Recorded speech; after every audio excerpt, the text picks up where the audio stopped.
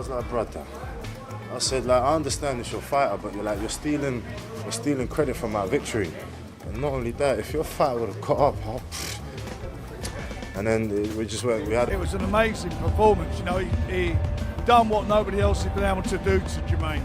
And you think about 4 years ago, two-time world champion, AJ couldn't do it. Dillian Whyte 4 years ago couldn't do it. You know, he's got a tremendous chin, as you see. He took some really big shots. He was very patient, he works hard, and broke him down. And when he got the opportunity to catch him clean, those two shots were phenomenal. Jermaine Franklin accuses Moses Itauma of using steroids after suffering a brutal knockout, and the frustration is obvious following the defeat.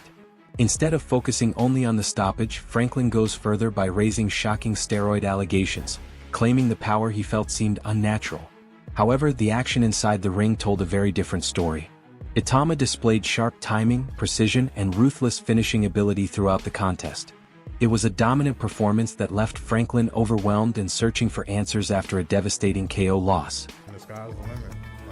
I've never been a quitter, so just back to the drawing board, gotta change some shit up.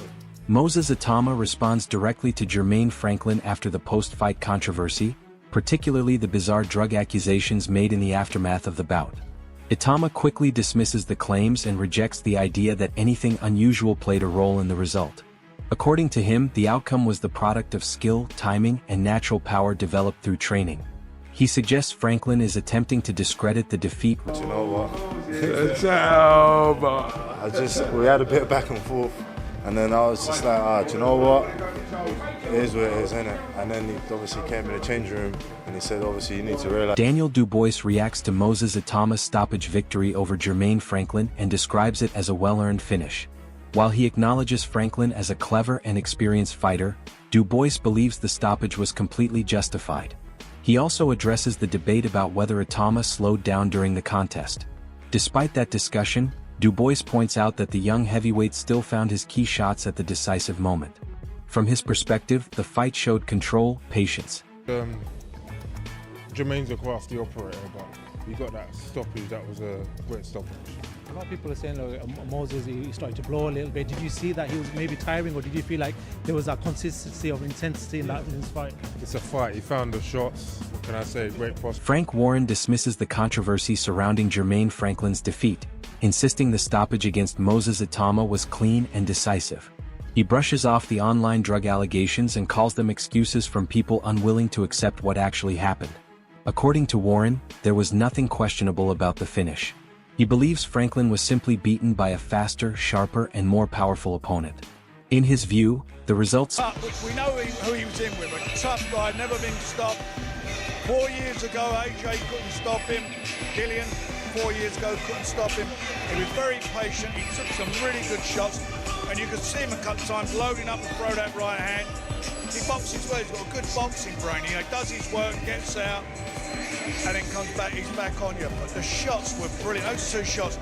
He knocks him out with the first one, and the second caught him with another hard shot going down. Face down, and the corner is screaming that it shouldn't have been stopped there. No. Moses Itauma rejects the hype that surrounded the fight after defeating Jermaine Franklin, saying he never focused on predictions of a dramatic knockout. Instead, he stayed disciplined through a long 14-week training camp and concentrated only on preparation. Itama emphasizes that the finish was not about pressure or expectation. For him, the stoppage came from consistent work and careful planning. He explained, I've been in camp for 14 weeks, so I prepared very diligently for him. And I know everybody was saying that I'm gonna knock him out, but I can't believe that. I can't believe into the hype, I can't feed into it. I trained hard, I prepared for him diligently, and I got the knockout I trained for. Not what I deserve, but what I trained for. Dave Allen highlights the intelligence of Moses Itauma by focusing on what he does between punches. According to Allen, Itama's movement plays a huge role in how he controls a fight. He explains that the young heavyweight manages distance brilliantly, slipping in and out while carefully reading Jermaine Franklin's feints and jabs. Allen also praises the way Itama manages... And he's not punching, it's what he does when Franklin punches. Franklin feints, he throws the jab, throws the Itama's taking a step or two out of distance, he's bouncing out of distance and back in. It's very hard to do his heavyweight over 10 rounds.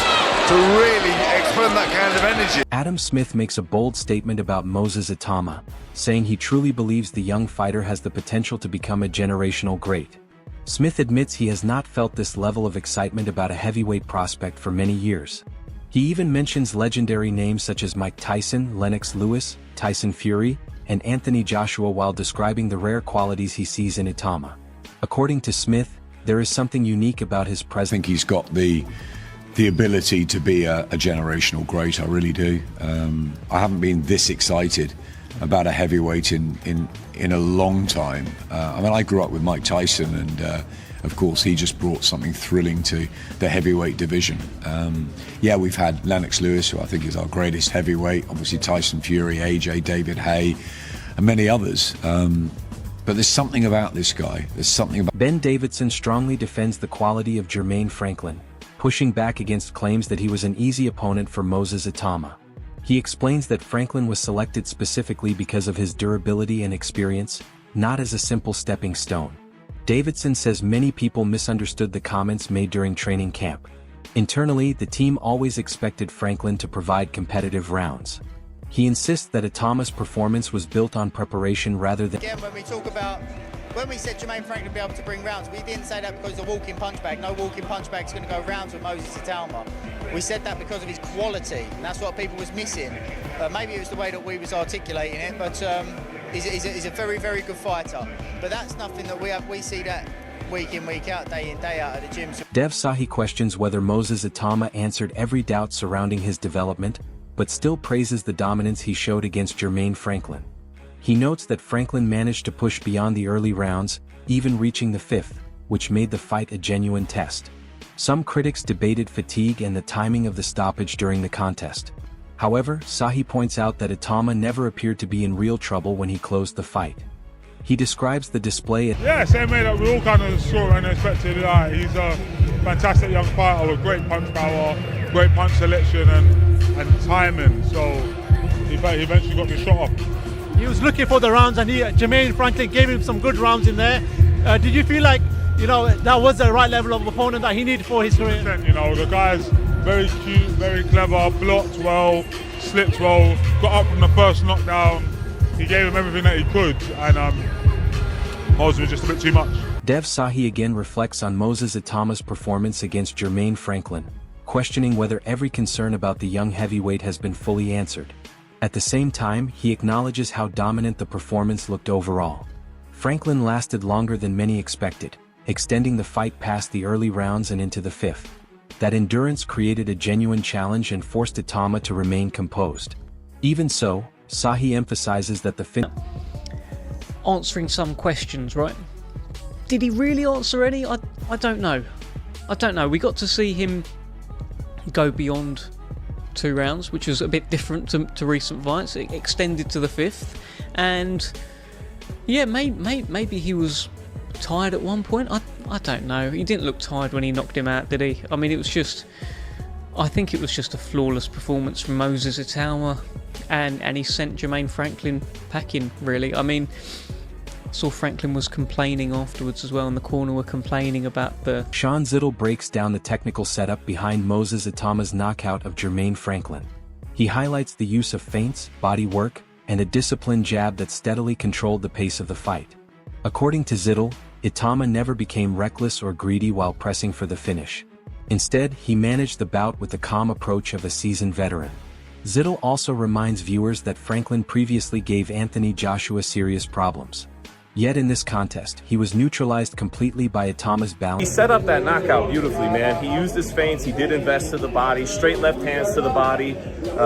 And as he went on, those kind of southpaw, Usekian feints, he started using them.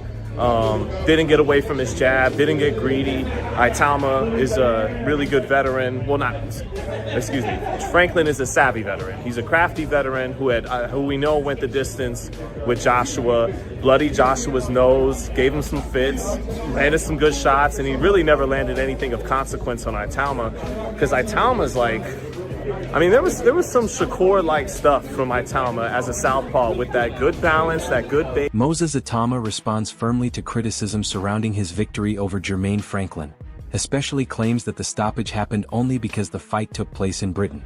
He rejects that narrative and argues that people are trying to diminish his performance.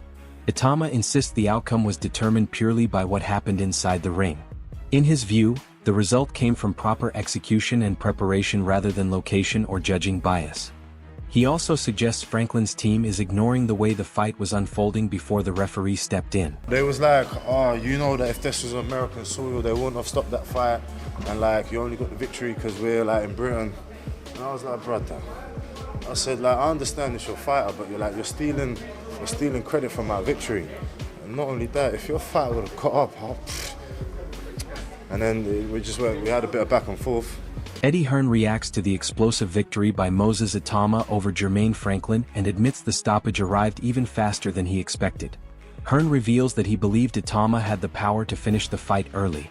However, he did not anticipate it happening quite so quickly once the contest began. He praises the young heavyweight's punching power and finishing instinct.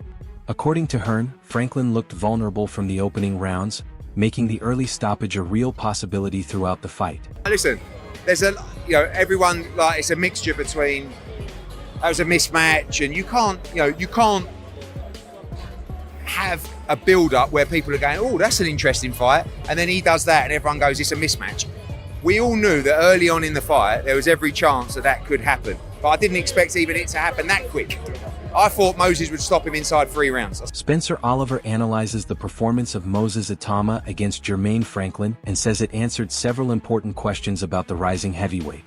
One key point, he explains, was seeing Itama move beyond the very early knockouts that defined many of his previous fights. This time the contest extended deeper into the rounds.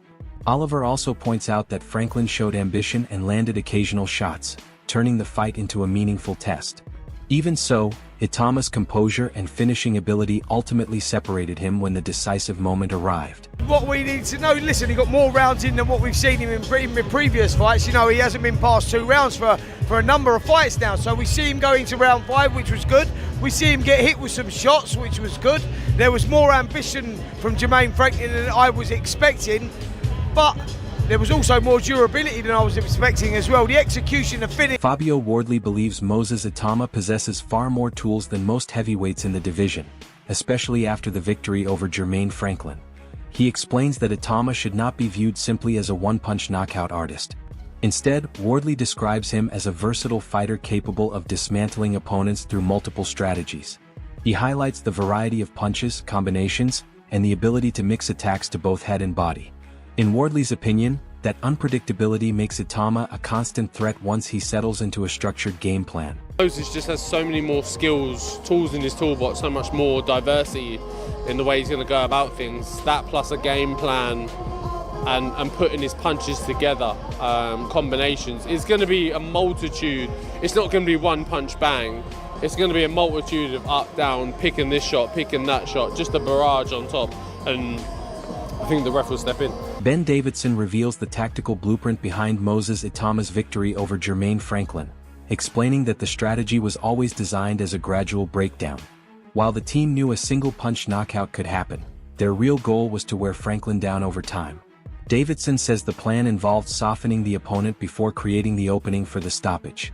He praises Itama for showing patience and discipline rather than rushing for an early finish. According to Davidson, the ending came exactly as expected, the result of pressure, timing, and a fighter following instructions perfectly. We actually mentioned to him in the corner that it'll be a breakdown job, and that we actually said that doesn't mean that won't lead to a one-punch knockout, but you're going to have to soften him up to get there, and that's what happened. So punches are born, they are not made. Itama is a puncher. He was born to be a puncher. He could get you to come to him, he could counter you, he could use his legs, he could go catch you.